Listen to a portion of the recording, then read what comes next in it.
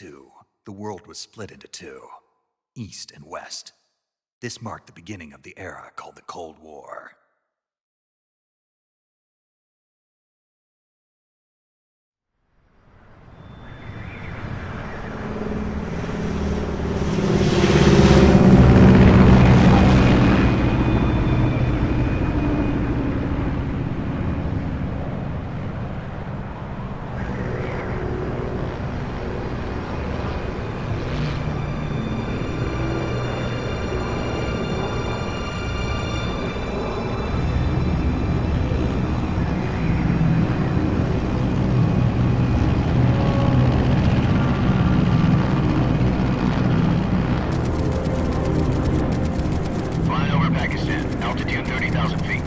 Approaching Soviet airspace.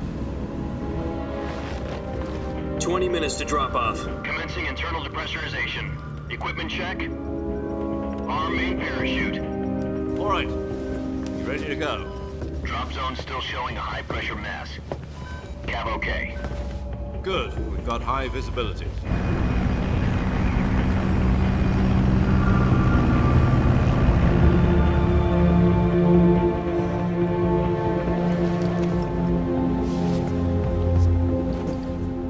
Cigar. Connecting oxygen hose to interior connector. Put on your mask.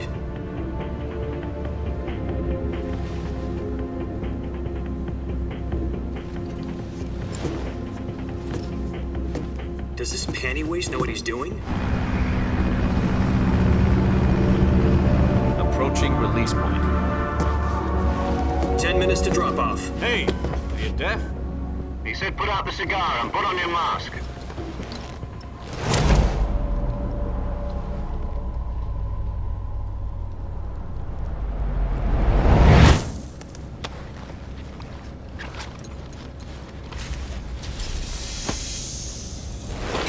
Depressurization complete.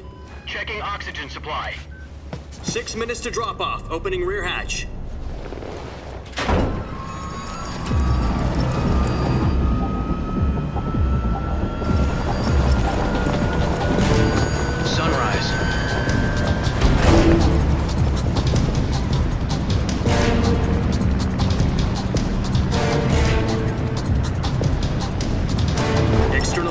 Minus 46 degrees Celsius. 2 minutes to drop off. Stand up. You'll be falling at 130 miles per hour. Try not to get frostbite from the wind chill. 1 minute to drop off. Move to the rear. Activate the alarm bottle. This is one for the history books. The world's first halo jump. 10 seconds to drop off. Stand by. Status okay, all green. Prepare for drop-off. Countdown. 5, 4, 3, 2, 1. Spread your wings And fly. God be with you.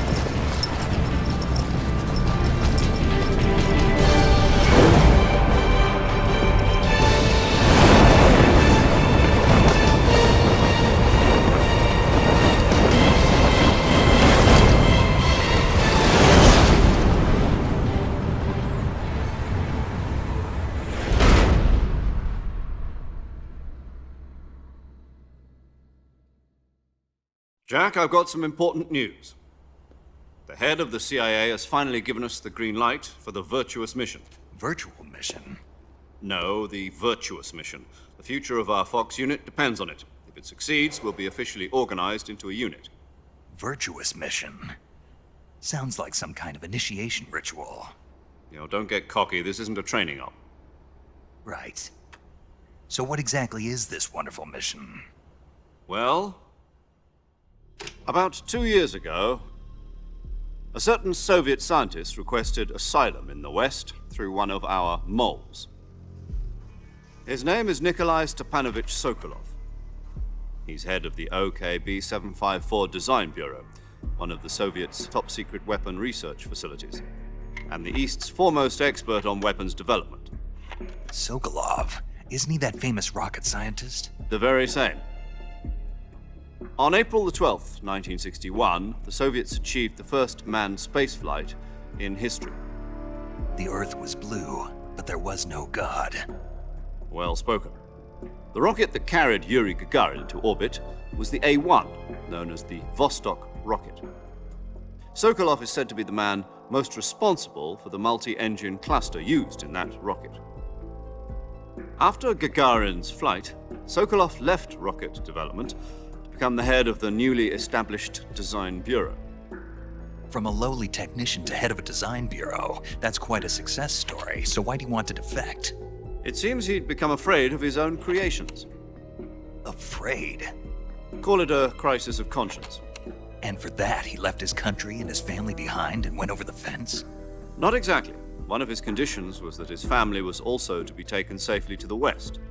We used a mole to get the family out first and succeeded in sneaking Sokolov over the Berlin Wall shortly afterwards. I was the one who conducted the operation. The security on the eastern side was still full of holes back then. Then what? We got Sokolov over in one piece, but the whole ordeal had left him exhausted, and we checked him into a hospital in West Berlin. It took him 2 weeks and more than 600 miles to get from the research facility in the Soviet Union to Berlin. He was in no condition to say anything coherent. And it was only a week later that we had something much bigger on our hands. The Cuban Missile Crisis. October the 16th, 1962, President Kennedy received word that the Soviets were in the process of deploying intermediate-range ballistic missiles in Cuba. The President demanded that the Soviets dismantle and remove the missiles. At the same time, he announced a naval blockade to prevent further missile shipments from reaching Cuba. But the Soviets didn't back down, instead placing their armed forces on secondary alert. Soviet transport ships carrying missiles continued on course towards Cuba. US and Soviet forces went on alert for an all-out nuclear war. Frantic negotiations were conducted through the UN's Emergency Security Council and unofficial channels to end the hair-trigger standoff.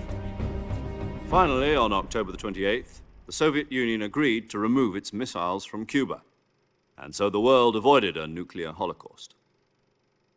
But in order to get the Soviets to pull their missiles out, we had to make a deal. You mean the one where the US agreed to remove its IRBMs from Turkey? No. The Jupiter IRBMs deployed in Turkey were obsolete, and we were going to get rid of them anyway. They had no strategic value whatsoever to either the US or the Russians. The Turkey deal was a ruse, a cover story that was fed to the other intelligence agencies around the world. So what did the Russians really want? Sokolov. They wanted us to return Sokolov. You mean the Soviets pulled out of Cuba just to get their hands on Sokolov? That's right. What the hell was he working on? At the time, we had no idea.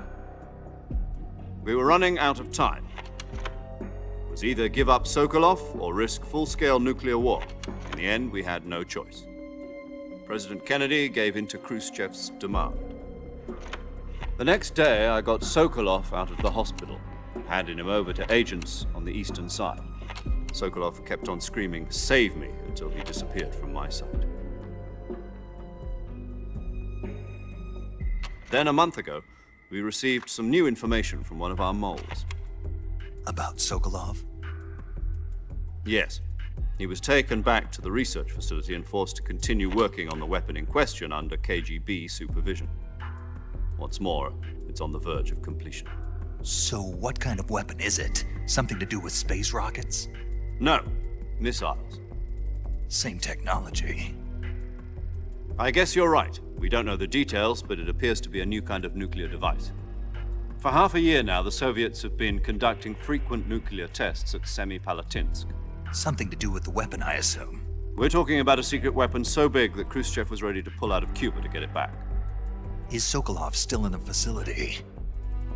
No. According to our intelligence, he's in Selinoyarsk, a place in the mountains about 3 miles to the west that's known as the Virgin Cliffs. The Virgin Cliffs. Nice name for a virtuous mission. They moved him there just recently. Why? Apparently, they're conducting a field test of the weapon, but it's our best chance to get him back. This mission would never have been possible if he was still in the research facility. This is our last chance. Sokolov must have known that too when he contacted us.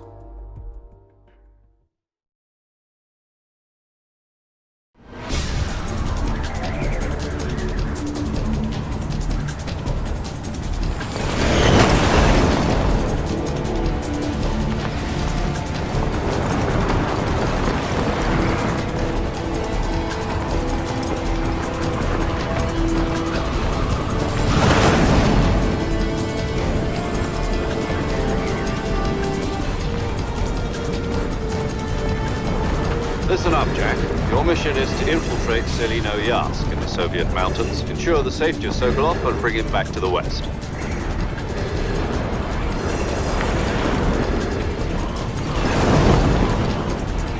If we don't get Sokolov back before that weapon is complete, we'll be facing a major crisis. The clock is ticking.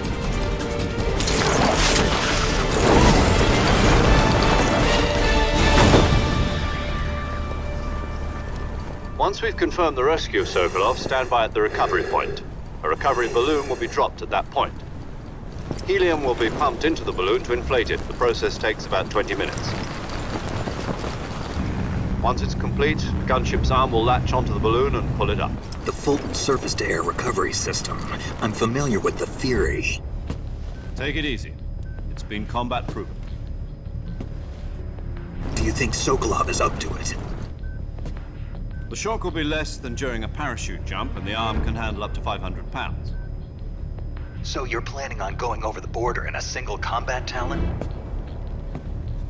She's equipped with two 6-barrel 20mm Vulcan cannons, as well as two 40mm machine guns. Sounds like she could hold her own against a battalion of tanks. Even with the fuel in the reserve tank, we're facing a 4-hour time limit. If all goes well, it shouldn't take more than a few hours. Home in time for dinner. But if anything goes wrong, you'll be eating dinner, breakfast, and all the rest of your meals in the jungle.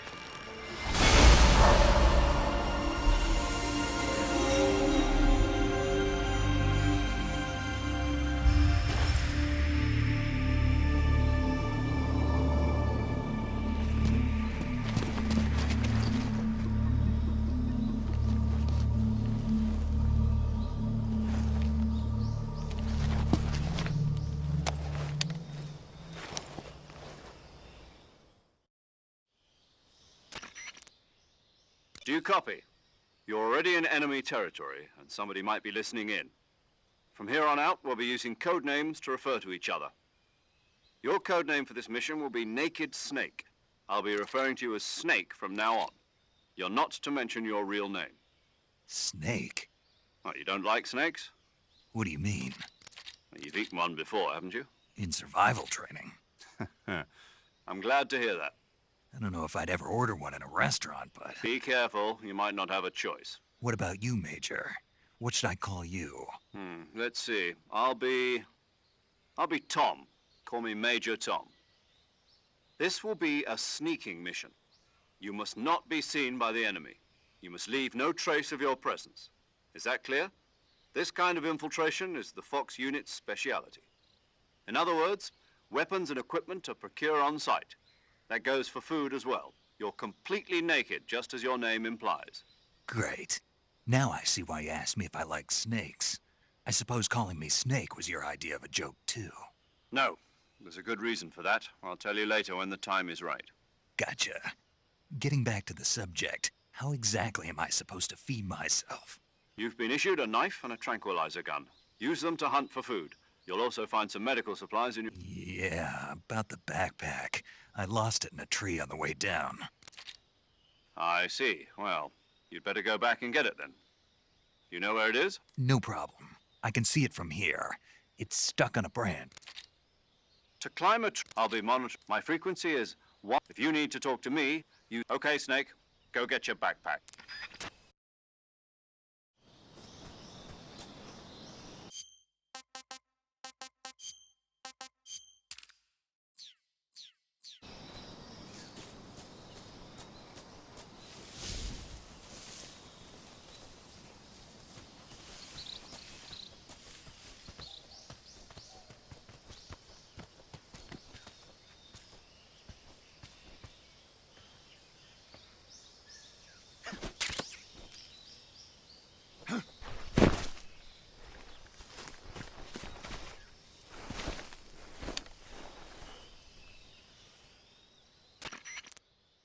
I see you've retrieved your backpack, Snake.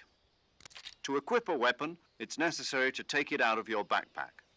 In the survival viewer, choose weapon from the back. Your available weapons will be from that list. For other equip. Got it.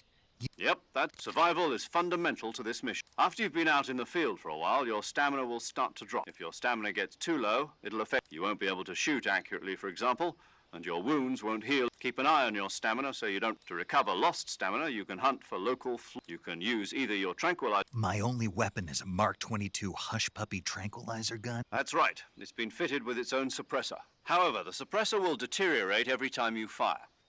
The suppressor's durability is shown in the icon. Any weapons and equipment beyond what you're carrying. I have to find my own weapons and equipment? Whose crazy idea was this anyway? Solo covert actions are standard Fox operating procedure. You can't leave any traces of your presence. No weapons, equipment, footprints, sweat, or bodily wastes. The same goes for bullets and cartridges, too. Your presence in enemy territory is already a violation of international conventions of warfare. There aren't supposed to be any American soldiers in Russia. It could spark an international incident. You can't let anyone see you. You can't let the enemy know you're there. This is a stealth mission. You're a ghost, Snake, in every sense of the word. And there'll be no rescue if you're captured. The military and US government will deny any involvement in the affair. Then I'll just have to take care of myself, huh? I'm afraid so. You've been given a fake death pill for that purpose. SIS guidelines stipulate that soldiers on covert ops like this one be issued a potassium cyanide capsule. Tape it to your body so you can take it when you need to.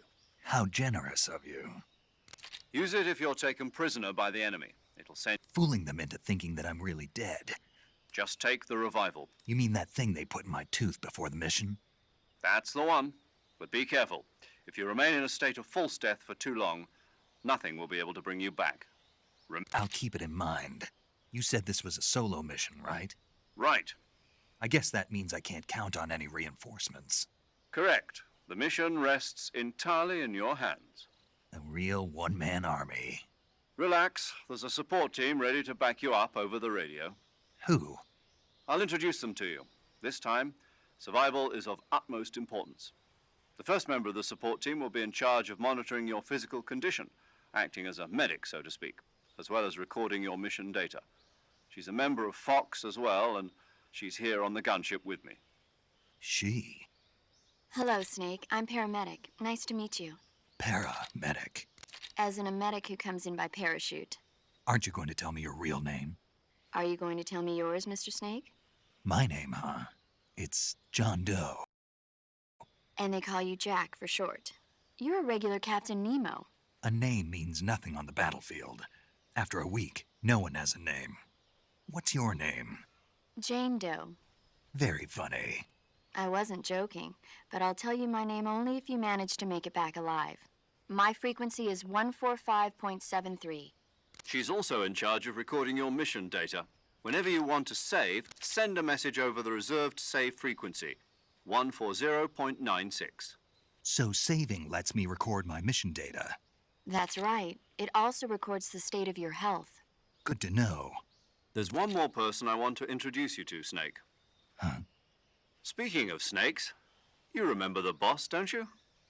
A legendary soldier and your mentor. Actually, it was the boss that got the DCI's authorization in the first place. She's going to be serving as Fox's mission advisor. The boss is? She also helped me plan this mission. She and I were at SAS together. Jack, is that you? How many years has it been? Boss? That's right. It's me. Oh. Talk to me. Let me hear your voice. It's been 5 years, 72 days, and 18 hours. You've lost weight. You can tell just by the sound of my voice. Of course I can. I know all about you. Really? Well, I don't know anything about you. What's that supposed to mean? Why'd you disappear on me all of a sudden? I was on a top-secret mission. You didn't need me anymore. But there were still so many things I wanted you to teach me. No, I taught you everything you needed to know about fighting techniques. I taught you all I could. The rest you needed to learn on your own. Techniques, sure. But what about how to think like a soldier? How to think like a soldier? I can't teach you that. A soldier needs to be strong in spirit, body, and technique. And the only thing you can learn from someone else is technique. In fact, technique doesn't even matter. What's most important is spirit. Spirit and body are like two sides of a single coin. They're the same thing. I can't teach you how to think. You'll just have to figure it out for yourself. Listen to me, Jack. Just because soldiers are on the same side right now doesn't mean they always will be. Having personal feelings about your comrades is one of the worst sins you can commit. Politics determine who you face on the battlefield. And politics are a living thing. They change along with the times. Yesterday's good might be tomorrow's evil. Is that why you abandoned me? No, it had nothing to do with you. I already told you, Jack.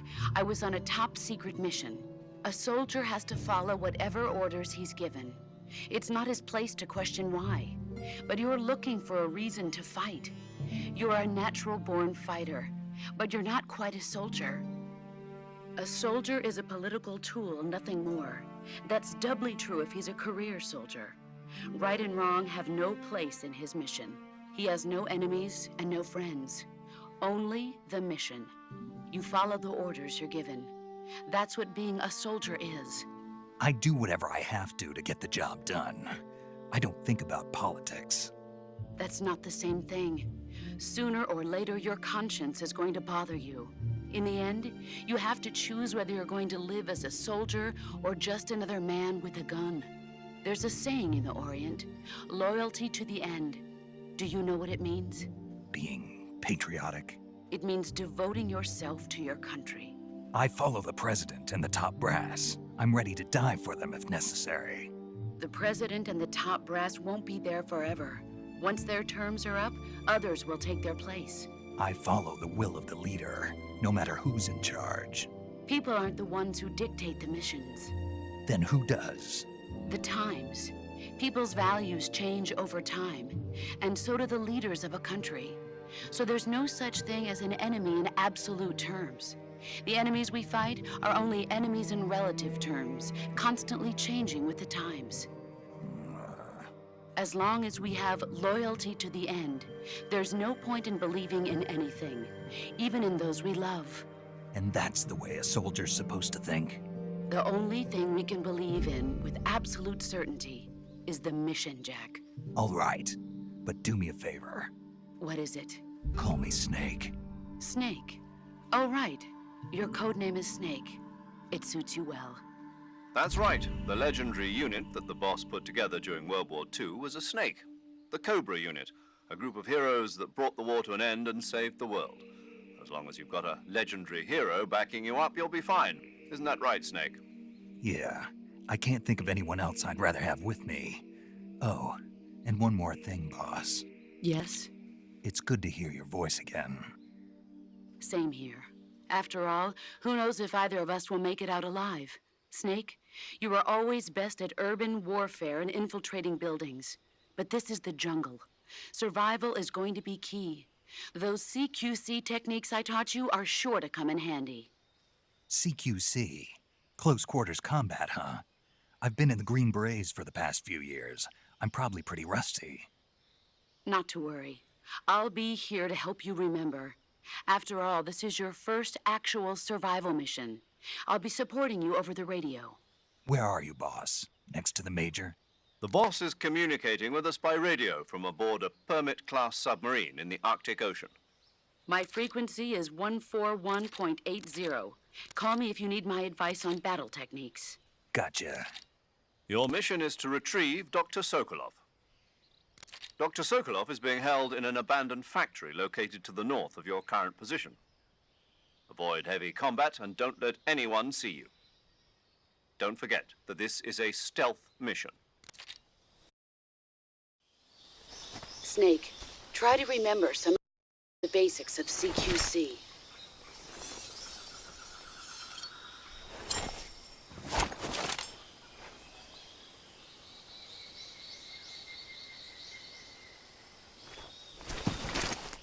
Commencing virtuous mission now. Camouflage is an indispensable tool when you're sneaking through the jungle. To use camouflage, first press the survival view, then select choose battle fatigues that match the most effective camouflage is attained by selecting fatigues that blend in with the environment. Camouflage patterns that stand out in your surroundings will attract attention. Visibility is poor in the jungle, so you'll be finding yourself in a lot of unexpected encounters. Naturally, this means that close quarters combat... So I'll have plenty of chances to use CQC then. That's right. In proximity encounters, firing a gun isn't necessarily the best response to every situation. It's only one option among many. Rather than taking the time to draw, aim, and fire a gun, engaging your opponent in hand-to-hand combat can sometimes be a faster and more reliable way of subduing him. Besides, in a sneaking mission like this one, it's too dangerous to go around firing your gun. You'll end up revealing yourself to the enemy. Yeah, I know. You created CQC to deal with exactly this type of situation. With your help, of course. In a battle situation, you'll only have a split second to decide how to attack. Press the aim button to get ready, then use the attack button to attack using a weapon. Use the CQC button to attack using CQC. Press the CQC button once to throw a punch. Pressing it multiple times in succession will allow you to deliver a combo attack. But striking your opponent is just one aspect of CQC. It doesn't really start to shine until you've got your enemy in a hold. Press and hold down the CQC button to grab your opponent with your hand. From there, you can use the movement stick to knock your opponent off balance and throw him to the ground. This can be used to knock an opponent out in a single blow. If you don't press the movement stick, grapple with your enemy until you're behind them and can get your knife to their throat. Grabbing an enemy from behind and holding your knife against his throat will render him virtually powerless. From this point, there are several things you can do. Press the action button to slit the enemy's throat with your knife. Move the movement stick and press the CQC button to throw the enemy to the ground. Tap the CQC button rapidly to choke the enemy. You can use this to knock him out or even kill him if you do it long enough. By continuing to hold down the CQC button, you can move around while keeping your grip on the enemy. By pressing the aim button, you can aim your currently equipped weapon at another enemy.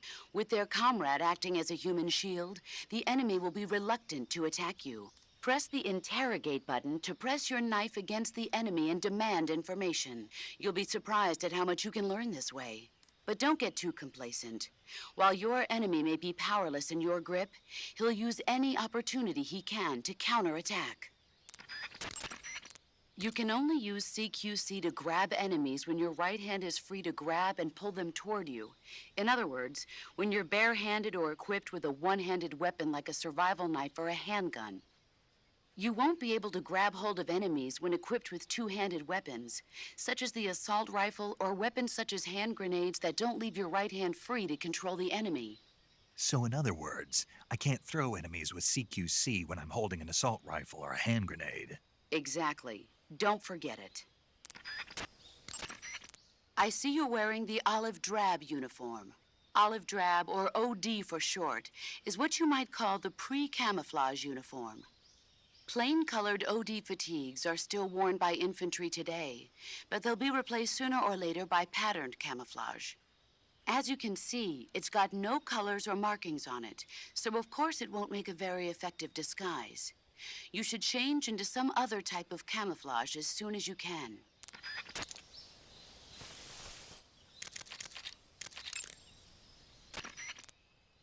Check your stamina gauge to see how much stamina you have remaining.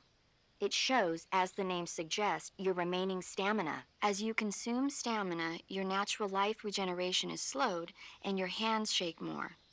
Your O2 gauge and grip gauge also become shorter. Excessively low stamina can often impede your mission objectives. Make sure you replenish stamina before that occurs.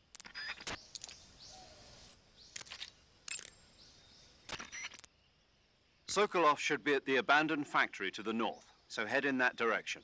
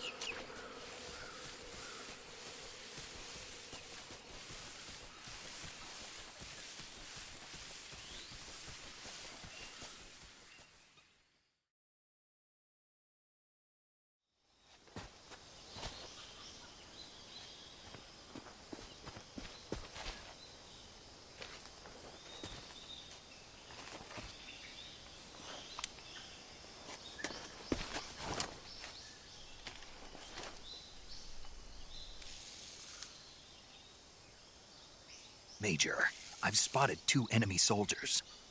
They're probably KGB troops sent to guard Sokolov. AK-47s and grenades.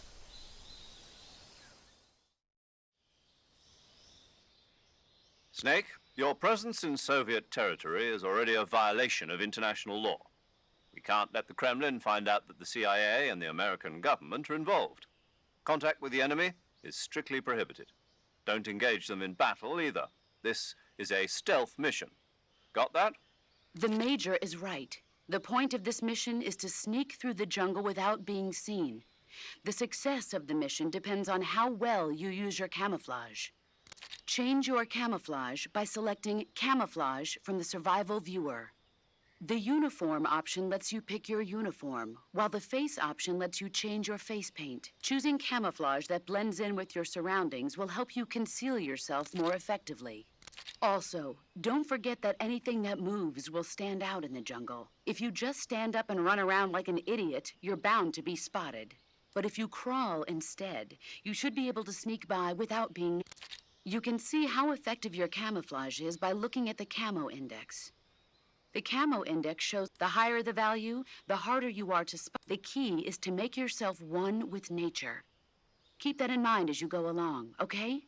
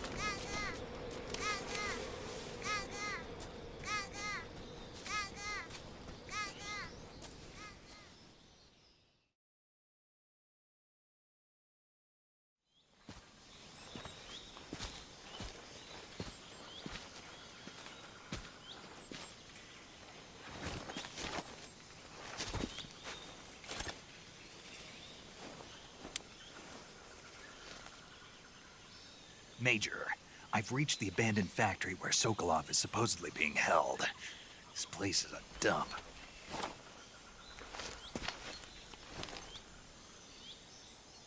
I can't see Sokolov from here. The security is pretty tight. There are sentries posted around the perimeter. I wonder how many are inside.